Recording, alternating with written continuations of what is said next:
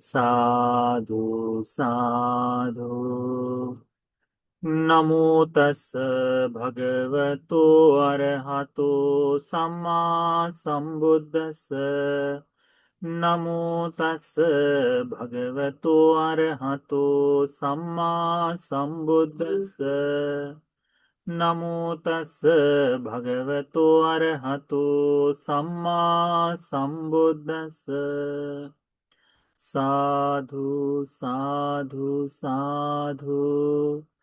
हमारे पूजनीय कल्याण मित्र गुरु भंते जी, जिनके कारण हमें धर्म को सीखने का मौका मिला, उन हमारे आचार्य पूजनीय गुरु भंते जी के चरणों में हमारा कोटि कोटि प्रणाम है। साधु साधु साधु। श्रद्धावान उपासक उपासिका गण, आज हम लोग मज्जिम निकाय का 10वां सूत्र आरंभ करेंगे। इस सूत्र का नाम है चूल सारोपम सूत्र। पिछले सप्ताह हमने महासारोपम सूत्र का अभ्यास किया था। मध्यम निकाय में हम लोग ओपम वर्ग का अभ्यास कर रहे हैं, यानी आज हमारा मध्यम निकाय का 30वां सूत्र, 30 सूत्र हमारे इसके बाद समाप्त हो जाएंगे, है ना।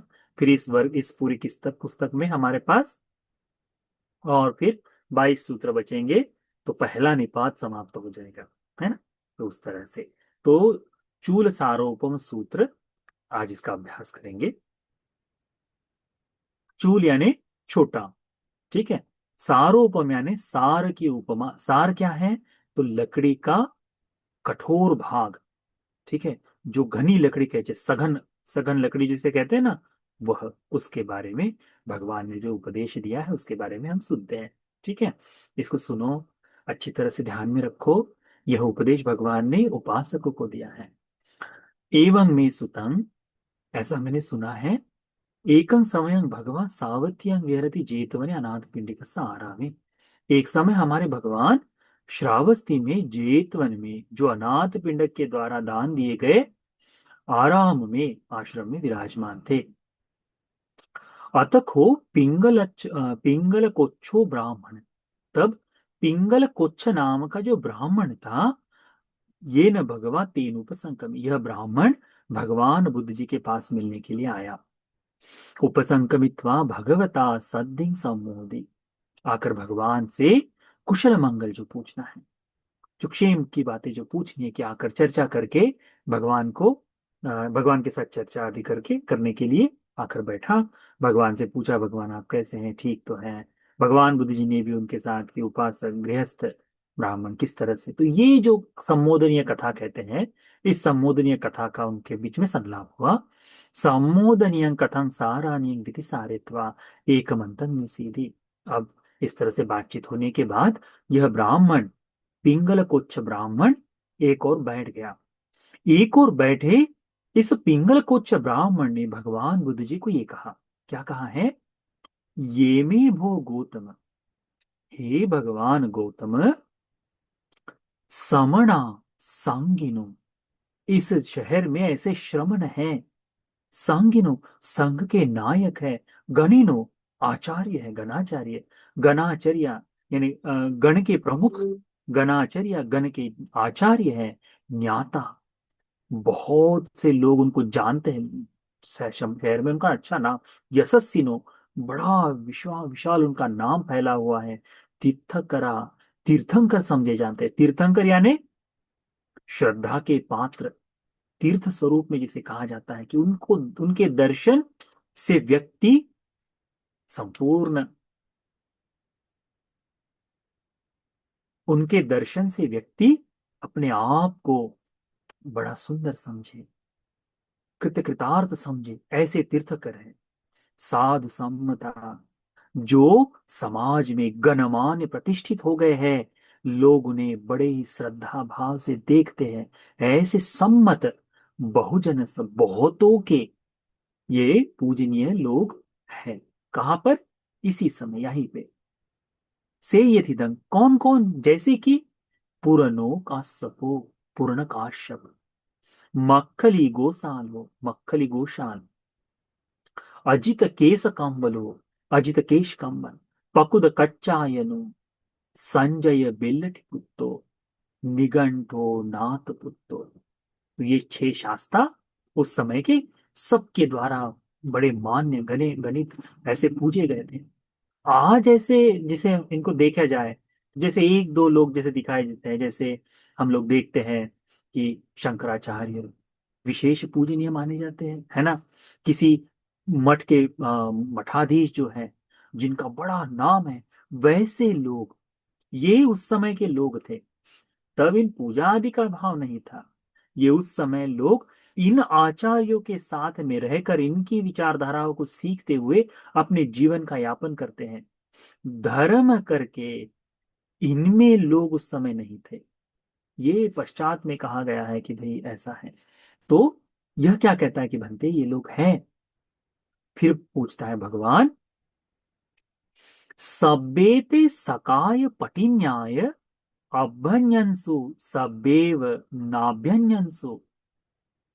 कहते हैं कि ये जो सभी के सभी हैं, क्या इन्होंने धर्म को बोध कर लिया है? क्या ये सभी के सभी अपनी प्रतिभा ज्ञान को साक्षात्कार कर लिए हैं?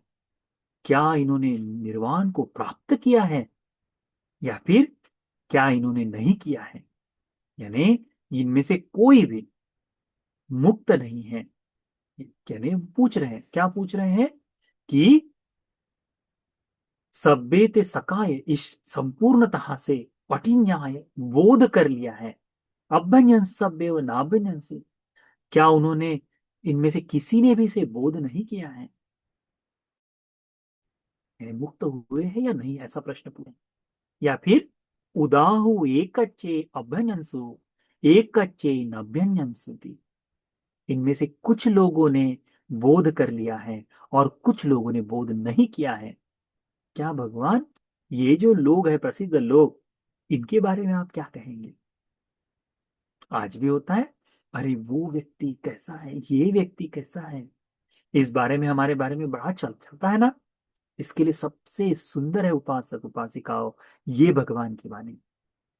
जब कभी आपके मन में ऐसा भाव जागे, अरे वहां ये है, अरे वो व्यक्ति वैसा है, भिक्षुओं के बीच में भी जाके अरहत्व के बारे में इनका क्या कहना है, उनका क्या कहना है, धर्म के बारे में ऐसा कैसे, ये इस तरह से चर्चा आ जाए, तो बुद्ध की इस वाणी को ध्यान में रखो। क्या कहते हैं भगवान, अलंग ब्राह्मण तिष्ठति, ब्राह्मण रहने दो।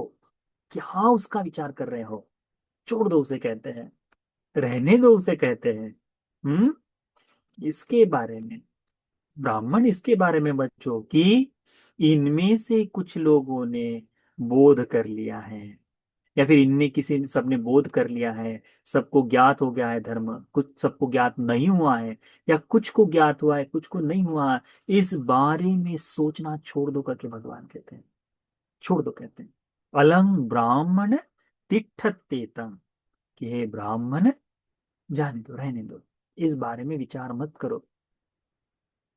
तो फिर भगवान क्या कहते हैं, अब इसके बारे में नहीं पूछेंगे तो भगवान कहते हैं, धम्मं ते ब्राह्मण देसी सा, हे ब्राह्मण, तुम्हें धर्म का उपदेश करते हैं। आज ऐसी बात कोई कह दे तो, अरे हमारे धर्म को ऐसा बोल दिया करके लोग छटपटा जाते हैं। ये भगवान है, भगवान कहते हैं त्यागो उन चीजों को, उसका नहीं, इस बारे में जानो कि कौन प्राप्त कर लिया कौन नहीं किया, उसके पीछे भागने की बिल्कुल जरूरत नहीं है। क्या करना है, धर्म को सुनो। धम्मं ते देसी ब्राह्मण देसी सामी, धर्म का उपदेश करता हूं मैं ब्राह्मण। तंग सुना ही, तो उसे अच्छी तरह से सुनकर, साधुकं मनसी करो ही, उसे अच्छी तरह से साधुकार देते हुए मनसीकार करो, भाषी शांति, मैं तुम्हें धर्म का उपदेश करूं। एवं भौतिको पिंगल कोच्छो ब्राह्मणो भगवतो पच्चसु, उसने जी भगवान कर कर पिंगल कोच्च ने भगवान बुद्ध जी को इस तरह से उत्तर दिया। भगवान एक दो भगवान इस तरह से बताते हैं। अब ये जो भाग है, हमने विगत सूत्र में भी सीखा है, तो इसे मैं जितना अधिक गति से हो सके इसको ले जाने का प्रयास करूंगा।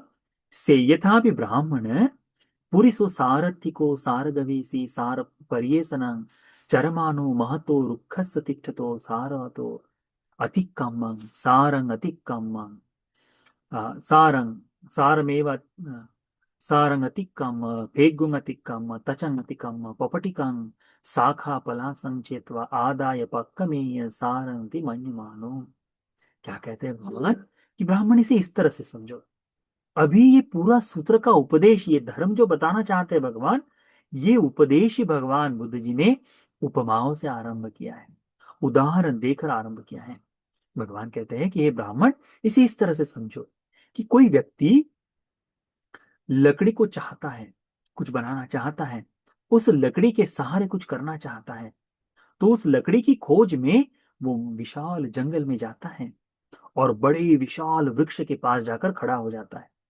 बड़ा विशाल वृक्ष देखता है और क्या करता है कि उसके बुंदे को छोड़ देता है, उसकी त्वचा को, जड़ों को आदि को त्याग देता है, उसको छोड़ देता है, और उसकी पपड़ियां जो है बाहर की उसको भी छोड़ देता है। परंतु जो शाखा पलाश है, पत्तियां, छोटी छोटी टहनियां हैं, इनको काट कर सार है समझकर लेकर आता है। तमेर चक्षुमा पुरिसो दिस्वा, तब चक्षुमान आदमी जिसकी आंखें हैं वो देखकर इस तरह से कहता है।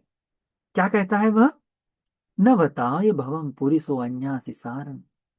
ये जो व्यक्ति है ये सार के बारे में नहीं जानता। न अन्याय फेंकू, ना ही यह त्वचा के बारे में जानता है, जो अंदर की जो है ना उसके बारे में भी नहीं जानता। न अन्यासी तचम, न अन्यासी त्वचा के बारे में जानता है। न अन्यासी पपटिका, पपटी के बारे में भी नहीं जानता। न अन्यासी शाखा पलासा, यह शाखा पत्तियां इनके बारे में भी नहीं जानता। तथा हयं भवं पुरिसो सारथी को सारगवेसी, ये जो व्यक्ति है जो लकड़ी की खोज में करना चाहता था, ये व्यक्ति वृक्ष के पास जाकर सबको त्याग कर केवल शाखा पलाशा ही लेकर आया है। तो इस शाखा पलासा से यंचस् सारेन करणीयं तंचस् अर्थं नानुभविष्यति। लकड़ी से जो काम उसे करना था वह इन शाखा पलासाओं से नहीं कर पाएगा, उसका उसे कोई काम नहीं है करके, यानी उसका उस लकड़ी तक जाकर, उस महावृक्ष तक जाकर केवल आना व्यर्थ का ही हो गया है। इससे उसका कोई प्रयोजन, उसका उससे कोई हित अर्थ सार्थक नहीं होता। ये पहली उपमा भगवान देते। फिर कहते हैं कि ब्राह्मण है इस तरह से समझो कि कोई व्यक्ति लकड़ी की खोज करना चाहता है और लकड़ी की खोज में बड़े वृक्ष के पास जाता है। वहां पर जो लकड़ी है, महावृक्ष का जो बुंदा है, उसे त्याग देता है, उसे छोड़ देता है। उसका जो अंदर का कोमल भाग है उसे भी छोड़ देता है। उसकी जो त्वचा है, साल जो है कहते हैं, उसे भी छोड़ देता है। और उसकी जो पपड़ी है, पूरे वृक्ष की पपड़ी, उसे लेकर आता है ना। अब आज उसको किसी कोई इस्तेमाल कर सकता है। पपड़ियों का क्या इस्तेमाल होता है? आपने देखा होगा, पुरानी जो बोतलें इस्तेमाल की जाती थी उसमें बार्क करके इस्तेमाल किया जाता था, है ना। तो उसका जो वो लगाने के लिए, बोतल लगाने के लिए लकड़ी का एक उसे कॉर्क कहते हैं, कॉर्क कॉर्क। तो वो कॉर्क जो है उससे बनता है। तो वो बड़ी इतना मोटी पपड़ी होती है, उसको काट कर लेकर आते हैं, विशेष जंगलों में ही होता है वो वैसा। तो आज उसका उपयोग, परंतु उससे कोई लकड़ी नहीं बना सकता। तो वो आ, तो उस तरह का लेकर तो क्या फायदा? कुछ भी नहीं। तो पपड़िया जो है उसका कोई काम नहीं। भगवान कहते हैं पपड़ी लेकर आ गया, शाखा पलाशा को उसने उसका उसको नहीं, पर ये लकड़ी बाहर की जो केवल बार्क है, बाह्य दारूचिरी जो कहते हैं ना, दारूचिरी, ये दारूचिरी वही है। दारूचिरी यानी छोटे छोटे बाहर की पपड़ियों का कपड़ा जिसने सिलवाया, वह दारूचिरी। तो ये लेकर आ रहे हैं पपड़ी, पपड़ी लेकर आया तो उसको पपड़ी लाकर उठाकर लाते हुए देखकर जो बुद्धिमान व्यक्ति है उसे देखकर अपना ही कहता है, सोचता है, कहता है अरे, यह व्यक्ति न तो लकड़ी के बारे में जानता है और ना ही इसके कोमल लकड़ी के भाग को जानता है, ना ही त्वचा के बारे में जानता है, ना ही यह उसकी पपड़ियों के बारे में जानता है, ना शाखा प्रशाखाओं के बारे में। अब ये लेकर जो आया है गया था लकड़ी की खोज में, पर लेकर आया है केवल ये बाहर की पपड़ियां, ये बाहर का बार जिसे कहते हैं वो लेकर आया है। अब यह इसका क्या कर लेगा? इससे लकड़ी से जो प्रयोजन था वह इस बाहरी पपड़ी से इसका कोई काम नहीं, ये उसका अर्थ नहीं हो पाएगा करके दूसरी उपमा भगवान इस ब्राह्मण को देते हैं। पुनः भगवान तीसरी उपमा देते, कहते हैं से यथापि वापन ब्राह्मण, ब्राह्मण इससे इस तरह से समझो कि कोई व्यक्ति लकड़ी की खोज में जाता है, बड़े विशाल वृक्ष के पास जाता है, वहां जाकर लकड़ी को छोड़ता है, बाहर की अंदर की जो कोमल त्वचा जो है, कोमल वाला जो भाग है जो हमेशा बढ़ता है, धीरे धीरे बढ़ता है, उसे छोड़ता है, परंतु बाहर की जो त्वचा है उस त्वचा को लेकर आता है, बाहर की जो त्वचा है उसको लेकर आता है। अब ये त्वचा जब लेकर आ गया तो क्या उस त्वचा से उसको कुछ काम होगा? तो जब वो त्वचा लेकर आ रहा है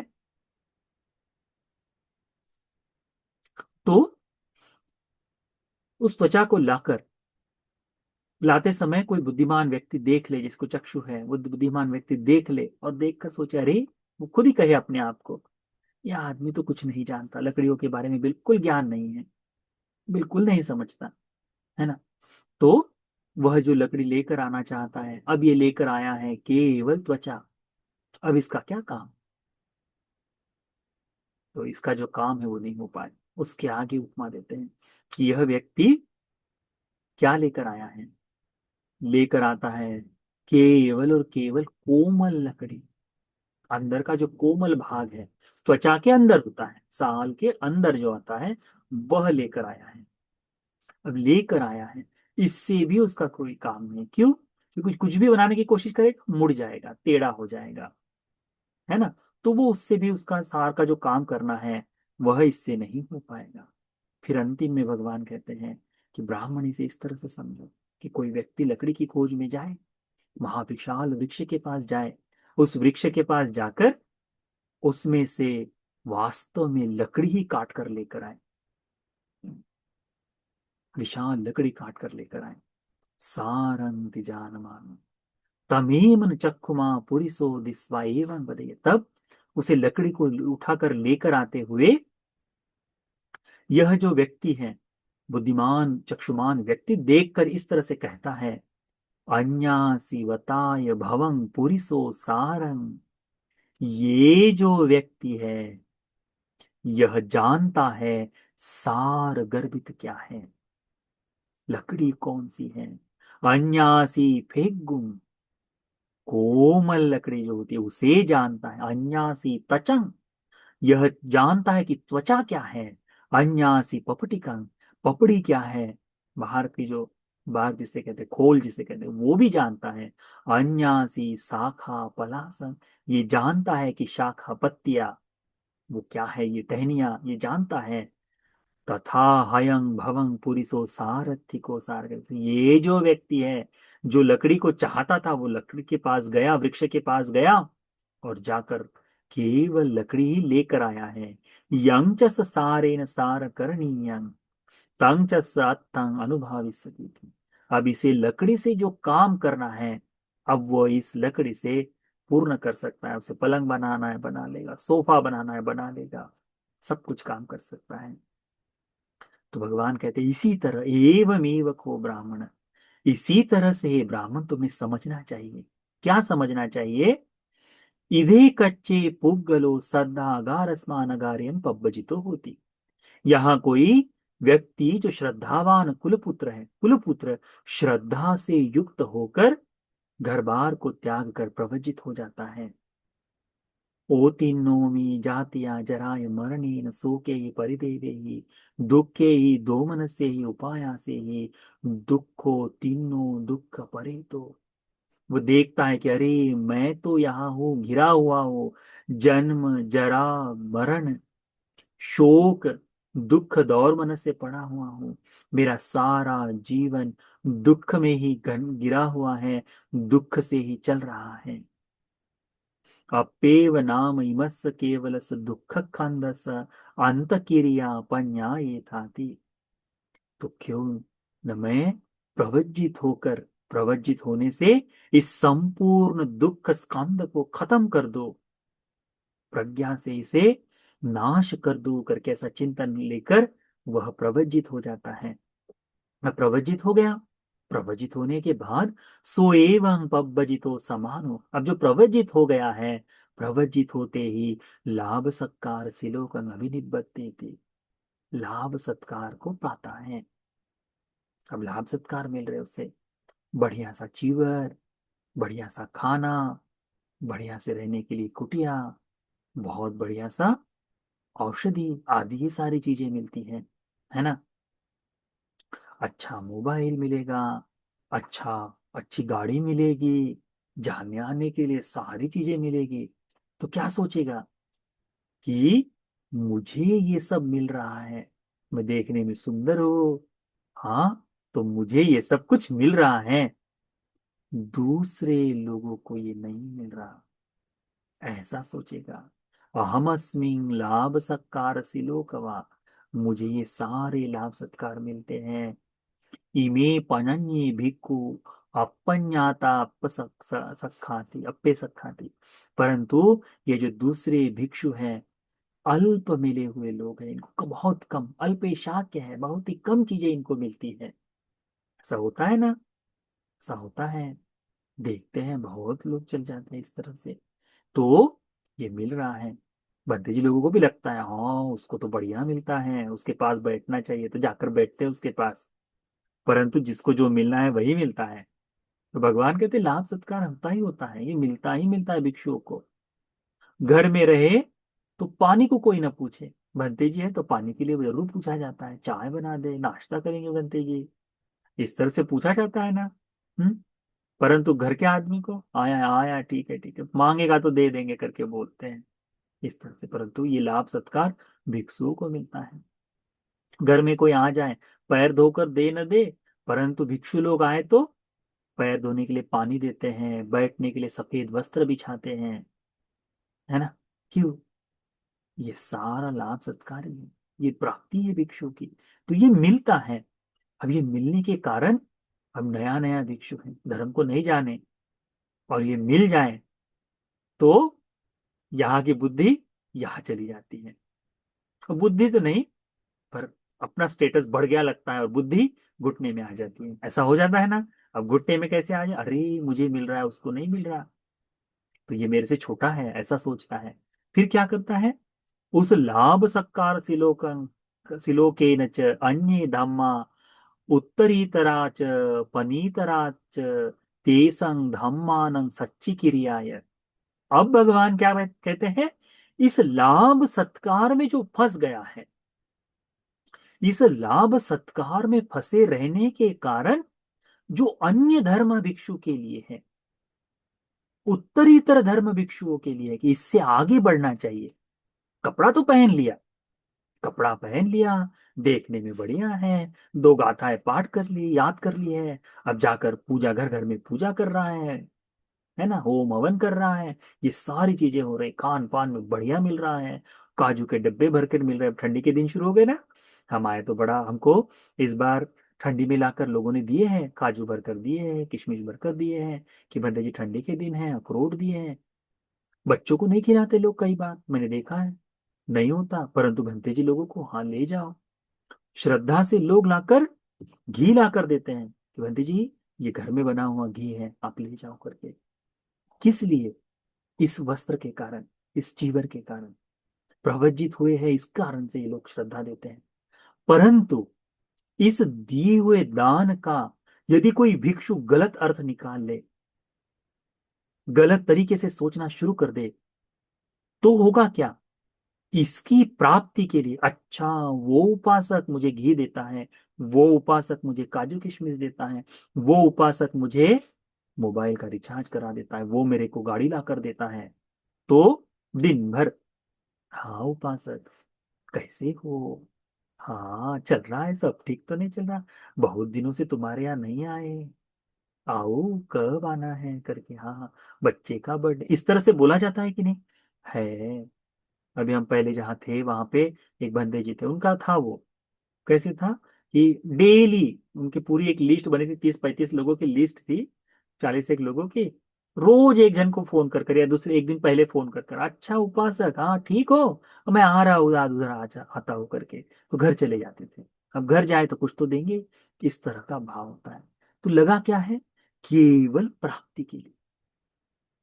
तो जो व्यक्ति प्राप्ति का चित्त लेकर चला रहा है, तो भगवान कहते हैं ये अन्य धर्म, इसके अलावा जो अन्य धर्म है जो भिक्षु की उन्नति के लिए चाहिए, उत्तरीतरा, उत्तरोत्तर धर्म, आगे बढ़ने वाले जो धर्म है, पनीततरा, ये जो प्रणीत धर्म है, प्रणीत क्या है, अमृत निर्वाण, ये जो प्रणीत धर्म है, तेसंग धम्मान, उस धर्म की सच्ची क्रियाएं साक्षात करने के लिए, उस उत्तरीतर प्रणीत निर्वाण के धर्म को साक्षात करने के लिए, न छंदं जनेति, क्या कहते हैं भगवान, उसकी इच्छा नहीं करता, उसके लिए छंद नहीं जगाता। छंद है नहीं, इच्छा होनी चाहिए कि अरे मैं धर्म में आगे बढ़ू, उसके लिए छंद नहीं जगाता। 10 धर्म सूत्र में भगवान ने कहा है भिक्षु, तुम्हें 10 धर्मों का चिंतन करना चाहिए। किस कारण से, कि 10 धर्मों का यदि चिंतन भिक्षु करे तो क्या होगा, जागृत रहेगा, प्रत्यवेक्षा करेगा, अरे भिक्षु तुम्हारा जीवन जो है इसके लिए, किस लिए, धर्म के बोध करने के लिए। तो तुमको ध्यान में होना चाहिए कि तुम कुरूपता में आकर गिरे हो, तुम विवर्ण हो गए हो, सुंदर नहीं हो अभी, तुम्हारा आचरण, तुम्हारा जीवन गृहस्थों की तरह नहीं होना चाहिए। कल को यदि धम्मसेन भंते जी आ जाए या फिर दूसरे कोई भंते जी आपके घर की शादी में आए, आप लोग डांस करें, भंते जी चलो डांस करने के लिए, और हम भी करना चालू कर दे, क्या कहेंगे, है ना। तो ये आकल्प भिक्षु को शोभा नहीं देता, है ना। गृहस्थों के बीच में एक सीमा होती है, भिक्षु और गृहस्थ की सीमा, भिक्षु ने उस सीमा को कभी उल्लंघन नहीं करके जाना चाहिए। क्यों, गृहस्थ के आकल्प अलग है।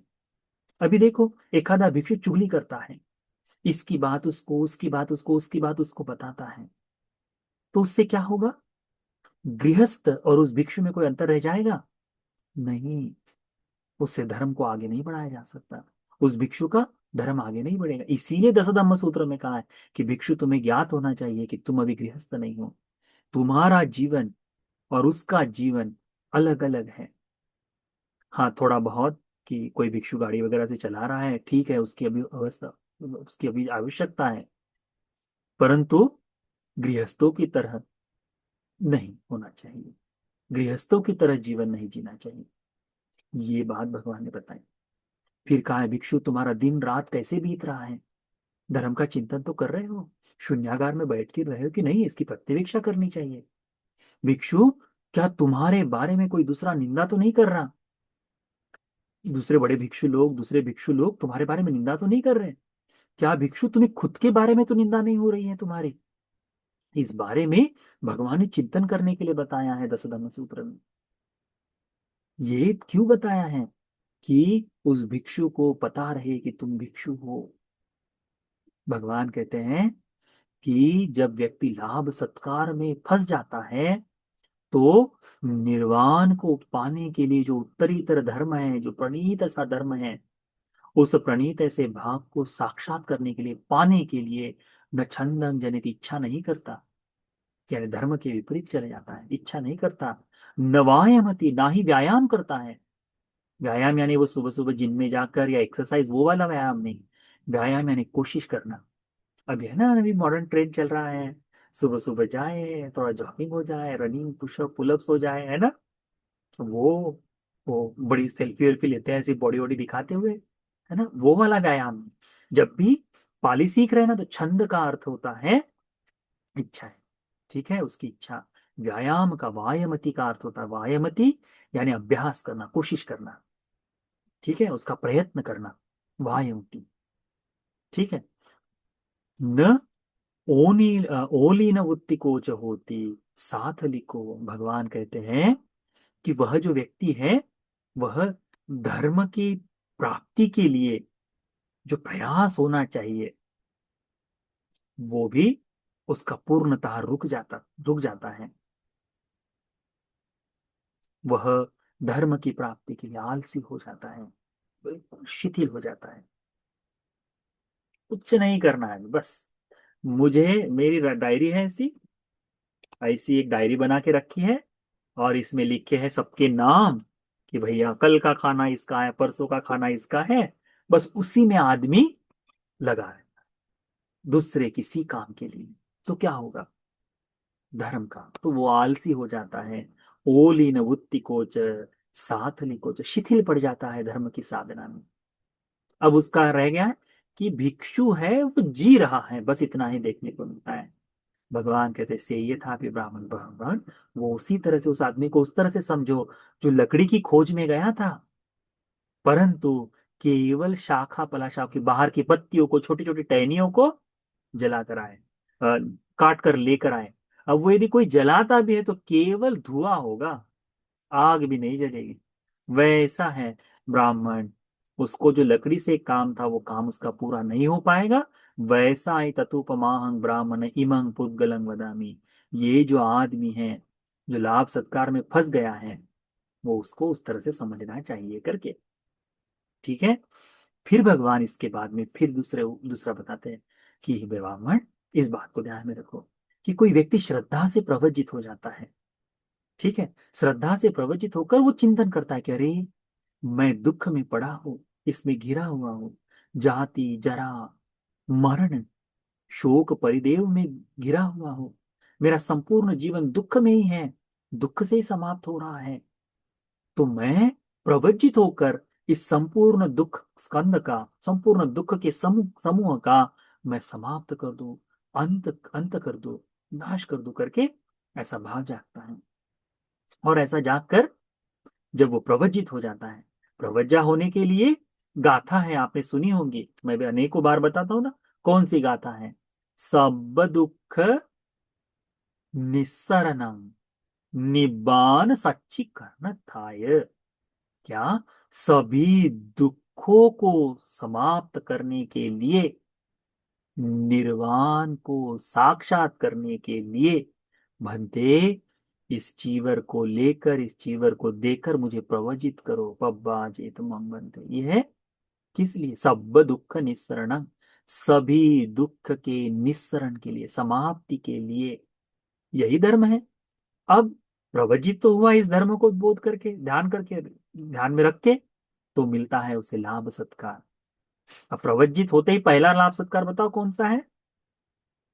पहला प्रवजित होते ही उसके हाथ में चीवर है, भिक्षा पात्र है, बैठने का आसन है। और पहला लाभ सत्कार, चीवर पहनते ही उसके प्रवज्जित करने वाले जो दायक है, माता हो जाए, पिता हो जाए, ज्ञाति समूह, क्या करते हैं? पहला नमन ये उस पुत्र को करते हैं। अब उस बच्चे को नमन करते ही क्या होगा? हाँ, आज तक तो मैं मेरे मम्मी के पैर छूता था, पापा के पैर छूता था, अब ये मुझे नमन कर रहे हैं, अब मैं इनसे बड़ा हो गया हूं करके स्वभाव जागता है ना। वो पहला लाभ सत्कार। तो भगवान कहते हैं जब कोई प्रवजित हो जाए उसे ये लाभ सत्कार मिलते हैं, परंतु ये लाभ सत्कार में अभी नहीं फंसा है, लाभ सत्कार में नहीं फंसा। दूसरों, अपने को ऊंचा, दूसरों को नीचा नहीं समझता। वह कोशिश करता है कि मैं उत्तरीतर धर्म को प्राप्त हो जाऊं, इस लाभ सत्कार को त्याग कर, इसमें न फंसते हुए, अन्य धम्मा उत्तरीतरा, अन्य जो धर्म है, उत्तरीतर धर्म, ऊपर की जाने वाले धर्म जो है वह पनीत तत्तरा, ये जो प्रणीत धर्म है निर्वाण वाले, सो ते संग धम्मानं सच्ची क्रियाएं, उस धर्म को साक्षात करने के लिए छंदन जनिति, इच्छा को उत्पन्न करता है। जनिति है उत्पन्न करना, है ना।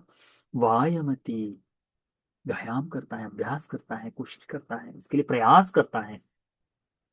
ओ नील न उत्तिको च होती असाथलिको, उत्साहित रहता है, शिथिल नहीं पड़ता, अभ्यास में लगा रहता है, आलस्य में नहीं पड़ता, आलस्य रहित होकर शिथिलता को त्याग कर धर्म में लगा रहता है। सो सील संपदं आराधयति, क्या करता है? उस सील संपदा को प्राप्त कर लेता है। अब इस सील संपदा को प्राप्त करता है, शीलवान बन जाता है वो भिक्षु।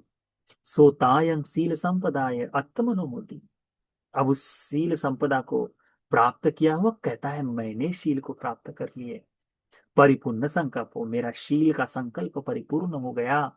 सो तायन शील संपदाय अत्तानुकंसेति परं वम्भेति, अपने आप को ऊंचा समझता है, दूसरों को नीचा दिखाता है। तो इस तरह से वह कहता है, इसी सील में फंसा रहने के कारण इस सील संपदा में फंस जाता है कि क्या कहता है अपने आप को, अस्मिं सीलवा कल्याण धम्मो, मैं तो शीलवान कल्याण धर्म हूं। इमे पनन्य भिक्खु दुस्सीला पाप धम्मा, परंतु ये जो दूसरे भिक्षु है पापी है, दुशील है, अकुशल करने वाले भिक्षु है, करके दूसरों को नीचा दिखाता है। तो भगवान कहते हैं इस कारण से यदि उसके चिंतक में, फिर क्या होगा, वो भिक्षु निरंतर क्या देखते रहेगा, अच्छा उस भिक्षु ने चीवर सही से नहीं पहना, इसका मतलब उसका सील ठीक नहीं। वो बंते जी नमन करना नहीं जानता, इसका मतलब उसका सील ठीक नहीं। उसको खाने के लिए नहीं जानता, भिक्षा पात्र कैसा पहने, भिक्षा पात्र कैसे हाथ में रखना चाहिए, कैसा चीवर पहनना नहीं जानता, ये सीलवान नहीं है। इस तरह से तो हर बार भिक्षुओं को देखते समय क्या होगा, उसके चित्त में यही चलते रहेगा कि अरे वो भिक्षु ऐसा, वो भिक्षु ऐसा करके ही चलते रहता है। तो फिर कोई उपासिका फोन करेगी, भंते जी हमारे घर में कल को एक भंते जी आए थे, उन्होंने तो ऐसा कहा, अरे हाँ वो भंते जी तो है ही ऐसे, करके तुरंत बोलना चालू कर देगा। अरे उनके बारे में तो मैं जानता हूँ, अरे बेकार है, दुस्सील है, ठीक नहीं है, बुला किस लिए लिए, मुझे बताना चाहिए था, मैं अच्छा भंते जी खोज के देता। ऐसी बात भिक्षु लोग करते हैं। अब बताओ उस संपूर्ण उस भिक्षु का क्या चल रहा है उसके मन में, अच्छा वो भंते जी अच्छा है, वो भंते जी बुरा है, वो भंते जी अच्छा है, वो भंते जी बुरा है, पूरा समय उसी की खोजबीन में लगा है, क्योंकि अपने आप को परिपूर्ण सिलवान समझता है, दूसरों को कम देखता है। तो कम कैसे देखे, तो दूसरों को खोजते रहता है, अच्छा ये बनते जी हाँ वो ठीक नहीं, अब वो बनते जी वो ठीक नहीं, करके खोजते रहता है। इस कारण से भगवान कहते हैं आगे आने वाले धर्म के लिए शील संपदाय चाहिए अन्य धर्म, शील संपत्ति को प्राप्त कर लिया, परंतु इससे आगे जो अन्य धर्म है भिक्षु के लिए, उस उत्तरीतर पनीततर धर्म को पाने के लिए, च तेसंग धम्मानं सच्ची क्रियाय, उस धर्म को साक्षात करने के लिए न छंदं जनेति, इच्छा को नहीं जगाता। क्यों, इसी में फंस गया है, दूसरों के कृत अकृत को देखते रहता है, उसने ऐसा किया उसने वैसा किया करके देखते रहता है, वो सीलवान वो दुस्सील, ऐसा देखते रहता है। इसको देखते रहेगा तो अपना कुछ कर पाएगा क्या, कुछ नहीं कर पाएगा, अपना कुछ नहीं कर पाएंगे, क्योंकि उसका पूरा समय, और भंते जी लोगों की अभी संख्या भी बढ़ रही है ना, तो वही होता है। एक समय ऐसा आता है हमको भी लगता है कि हमने भी ऐसा कुछ किया होगा, पर अब थोड़ा बहुत ये पढ़ रहे हैं धर्म तो समझता है कि अरे वो व्यर्थ है, उसको नहीं देखना चाहिए। अब तो हम कोई भी कहे कि अरे प्रभु जी हाँ जाओ उनको बुलाओ, भोजन के लिए बुलाओ, ऐसा करके बता ही देते हैं। तो जब वो करते हैं ना, तो ये सील संपदा में फंस जाने के कारण अभी धर्म को आगे बढ़ाने वाले धर्म को पाने के लिए छंद नहीं जगाता, न वायमती, और ना ही उत्साहित होकर व्यायाम करता है। ओ नील वुत्तिको च होती सथालिको, अनुत्साही होकर शिथिल होकर आलस्य में पड़ा रहता है, यानी आगे बढ़ाने के लिए जो प्रयास करना चाहिए तो आलसी हो जाता है और शिथिल हो जाता है, बिल्कुल ऐसे ही होता है ना। अब मैं तो सीलवान हूं ऐसा मान ले, दूसरे दूसरे तो उनको खोजते खोजते रहे तो आगे बढ़ ही नहीं पाएगा। भगवान कहते हैं से ये था सो ब्राह्मण, हे ब्राह्मण उसे उसी तरह से समझो कि जो लकड़ी की खोज में गया, और लकड़ी की खोज में बड़े वृक्ष के पास जाकर लकड़ी को देखा, पर लकड़ी को छोड़ दिया, उसकी कोमल त्वचा को, कोमल भाग जो है लकड़ी के अंदर का, उसको भी देखा, उसको भी छोड़ दिया, ठीक है, और बाहर की जो त्वचा है, त्वचा को देखा, उसको भी छोड़ दिया, केवल पपड़िया इकट्ठा करके लेकर आ गया है। अब जो पपड़िया लेकर आ गया है बाहर की जो है, वो जो लेकर आ गया है उसी को सार समझ कर लेकर आ गया है। तो क्या उस जिस लकड़ी से जिसको काम था, वो काम क्या इस पपड़ी से हो पाएगा, नहीं हो पाएगा। तथुपमाहं ब्राह्मण, हे ब्राह्मण यही उपमा है उस व्यक्ति के लिए, इमंग पुग्गलं वदामि, ये जो व्यक्ति है ना, जो सील में फंस जाता है, दूसरों को देखते रहता है अपना नहीं देख, आगे धर्म के लिए उत्साही नहीं, तो वो केवल पपड़िया पकड़ कर बैठा है बाहर की, यानी सील केवल बाहर की त्वचा है, भीतर नहीं उतरा है वह।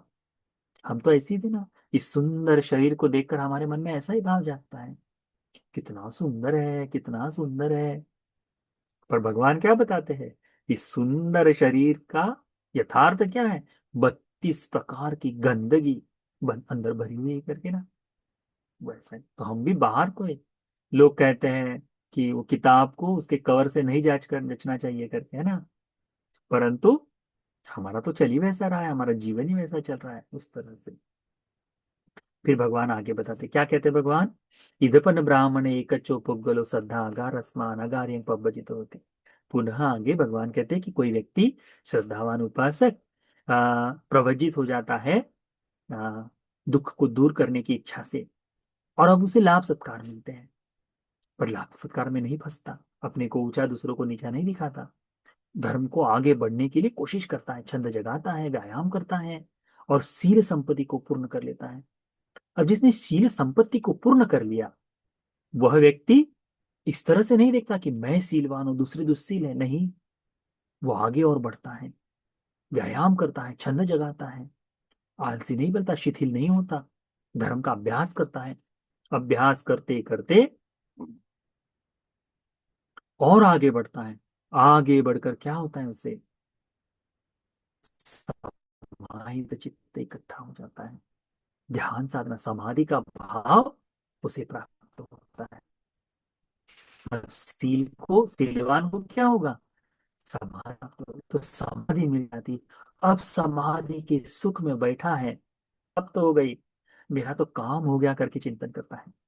फिर 10 भिक्षुओं के पास जाएगा, पूछेगा, बनते तुमको समाधि मिली है, नहीं, हाँ, बनते तुम्हारी समाधि, कितना घंटा ध्यान करते हो, कितना घंटा ध्यान करते हो। अनेक उपासकों को देखा है, पूछते बंदे जी कितने घंटे ध्यान करते हो, मैं बोला कुछ नहीं करता।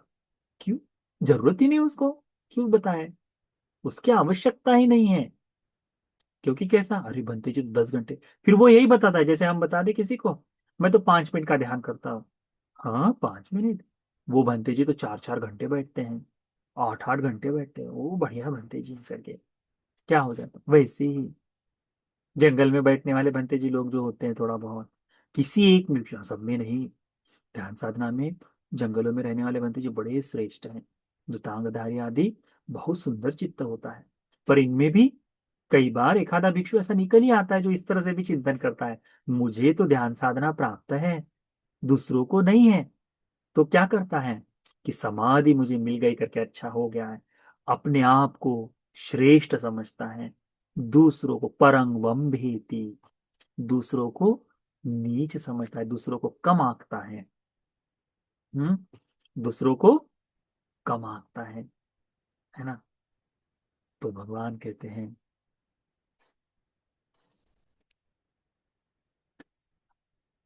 हैं कि वह जो व्यक्ति है अपने आप को कैसे श्रेष्ठ समझकर दूसरों को कम समझता है, अहमस्मिन समाहितो, अरे मैं समाहित चित्त वाला, एकाग्र चित्तो, एकाग्र चित्त वाला, इमे पनन्ये भिक्खु, परंतु ये दूसरे भिक्षु लोग हैं असमाहिता, असमाहित है, विबंध चित्ता, जिनका चित्त एकाग्र नहीं, भटका हुआ है, ऐसे भटकने वाले चित्त के साथ है। तो अपने आप को समाधि में परिपूर्ण समझकर, समाधि संपदाय च ये अन्ये धम्मा उत्तरीतरा च पनिततरा च तेसंग धम्मानं सच्ची क्रियाएं, परंतु समाधि में जकड़े हो जाने के कारण, उसमें भटक जाने के कारण, आगे के जो उत्तरीतर धर्म हैं, उन धर्मों को, प्रणीत धर्म है, निर्वाण का जो धर्म है, उसको पाने के लिए, साक्षात करने के लिए, न छंदं जनियति, छंद नहीं जगाता, न वायमति, न व्यायाम करता है, न ओलिन वुत्तिको च होती सातलिको, और वह क्या हो जाता है, आलस्य में आ जाता है, शिथिल पड़ जाता है। अब उसके आगे कुछ नहीं करेगा, बस आ ध्यान करके बैठा है, बस उतना ही है, उससे आगे नहीं बैठाता, है ना। देखो अनेकों बार, चार विपश्यना करने वाले लोग इकट्ठा हो जाए तो क्या होता है, पहला सवाल यही आता है, कितने शिविर हो गए, हाँ, 2, अच्छा, दो ही हुए हैं? दो ही हुए हैं? अब तुम कुछ नहीं जानते। मेरा तो सती पट्ठान हो गया है, सेवा हो गई, बढ़िया है, सबसे बढ़िया है। फिर दूसरा एक बोलता है, अच्छा तुम्हारा एक, मेरा तो 20 दिन का एक शिविर हो गया है।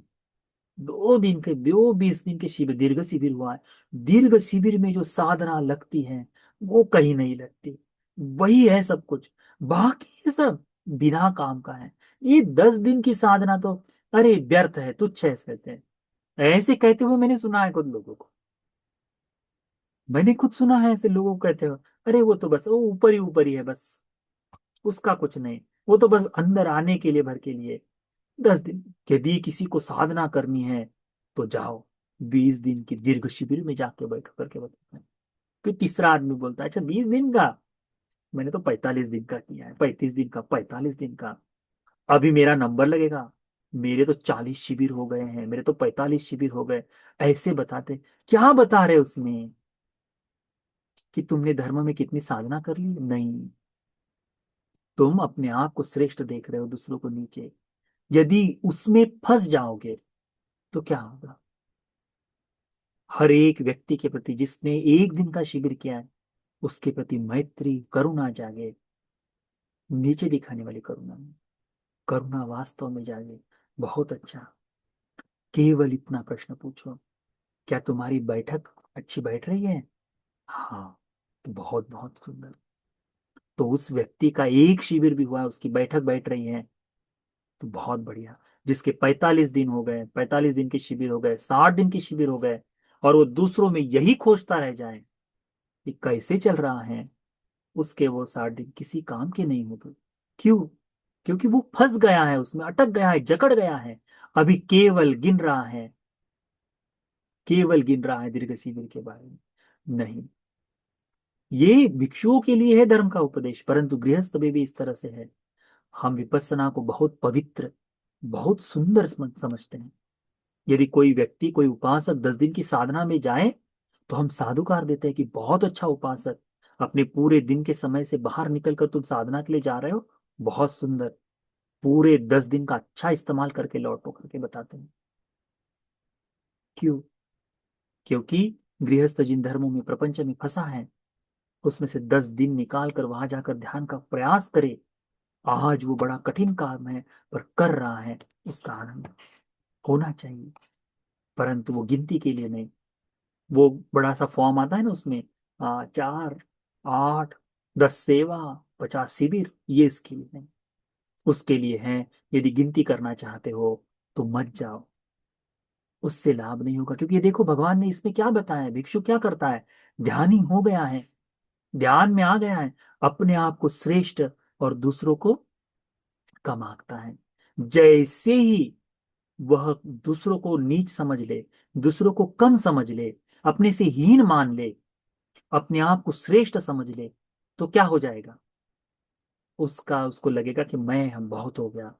अब इसके आगे जो धर्म है, उत्तरीतर धर्म है, उस ध्यान साधना से जो बोध का अनित्य, अनात्म, दुख, श्रोतापन्न, सकदागामी, अनागामी, अरहंत, इस फल को पाने के लिए जो प्रयास करना है, वो वहां शिथिल हो जाए। क्यों? क्योंकि उद्देश्य क्या है? संख्या, 4 शिविर, 10 शिविर, 40 शिविर, 60 शिविर, 10 दिन, 20 दिन, 40 दिन, 45 दिन, 60 दिन, वही सेवाएं, ऐसा लग रहा है। उसकी गिनती में लग जाओ तो नहीं। जहां भी जाओ, जिस जिस, अनेकों भंते जी लोग 10-10 दिन की शिविर करते हैं, 3 दिन की, 5 दिन की शिविर करते हैं, जितना जैसा समय है। कोई 5 दिन का शिविर करता है, उनके पास जाकर 5 दिन सीख के आओ। कोई 3 दिन का करता है, 3 दिन की साधना करके आओ। 10 दिन की विपश्यना हो रही गोयंका गुरु जी की, वहां जाकर 10 दिन तप के आओ। कहीं अन्य आश्रम में, कहीं अन्य अन्य भिक्षुओं के पास 10 दिन की साधना हो रही, वहां तप कराओ। पर संख्या गिनने के लिए नहीं, धर्म के बोध के लिए तप कराओ। तो फिर आप उपासकन वास्तव में कुछ कर रहे हैं। बताओ ही मत कि मेरे 10, मैं पूछूं तो बताना। यदि भंते जी पूछे कितने शिविर हुए, हाँ तो बताओ। परंतु दूसरा, गृहस्थ से, गृहस्थ ने उस तरह से नहीं। आचार्य पूछे, फॉर्म पर चुपके से लिखना है, वो लिख दो। आचार्य जो उस समय जो एटी है, असिस्टेंट टीचर है, वो पूछे, उसमें लिख लो, उनको बताओ। दूसरों को नहीं बताना।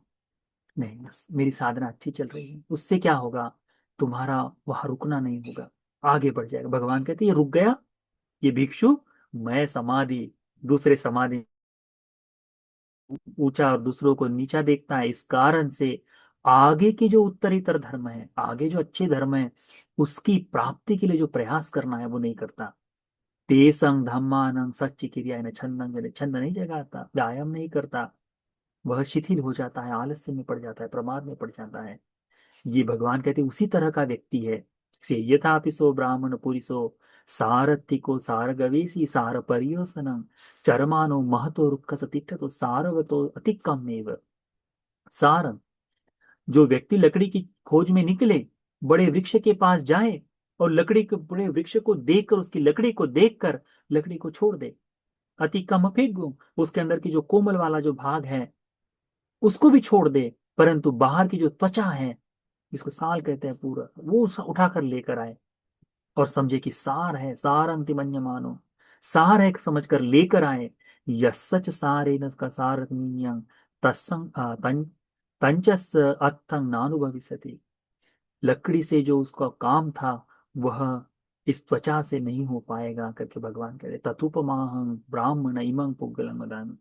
ये आदमी उसी तरह से है, निकला है लकड़ी की खोज में, परंतु क्या पकड़ लिया, केवल त्वचा पकड़ ली है लकड़ी की। त्वचा से काम नहीं होगा, त्वचा से काम नहीं होगा, है ना। तो भगवान कहते उस व्यक्ति को उस तरह से समझता हो। तो अपने आप को देखो, लाभ मिल रहा है, लाभ सत्कार में नहीं फंसना चाहिए। हम भी फंसे तो बोल देना कि फंस गए बंते जी करके। यदि सील के इसमें फंस गए तो उसमें भी नहीं फंसना चाहिए, ध्यान साधना में फंस गए तो उसमें भी नहीं फंसना चाहिए। फंस गए तो फिर यही हो जाएगा कि पत्ते हैं, टहनियां है, उसको पकड़ लिया है। यही हो जाएगा कि बाहर का जो सूखा हुआ जो पपड़िया है उसको पकड़ लिया है, या फिर यही हो जाएगा जिसने त्वचा को पकड़ लिया है, बस उतना ही। धर्म नहीं पकड़ पाएगा, धर्म वही छूट जाएगा। तो इस बात को ध्यान रखो कि चूल सारोपम प्रथम भाग आज हमने यहाँ अभ्यास में लिया। कल को इसके आगे, कल को इसके आगे बहुत सुंदर है, और कुछ पिछले तरफ में ये निर्वाण तक कैसे जाता है, ध्यान साधनाओं में कैसे बढ़ोतरी होती है, वहां तक ये जा रहा है। तो उसको हम कल को सीखेंगे, कल संध्या के समय इसी सूत्र का अर्ध भाग कल शाम को पूर्ण करेंगे। तो यह जो चूल सारोपम सूत्र का प्रथम भाग है, आप सभी उपासक उपासिकाओं को ये जितनी भी बाधाएं बताई है, लाभ सत्कार सील परा, सील, और कल को भंते जी, कल को है, परसों को है शायद, 27 तारीख को परमानंद भंते जी भी इस सील के बारे में बताने, परामास सील परामास के बारे में बताने वाले हैं। वो भी इसमें से एक भाग एक दिखाई देगा आपको कि मैं श्रेष्ठ दूसरे नीच, इस तरह से। तो इस सभी में न फंसते हुए, समाधि के इस भाव में न फंसते हुए, जो अमृत निर्वाण है उसी की दिशा में चलने के लिए यह धर्म का उपदेश उपकारी हो जाए। साधु साधु साधु।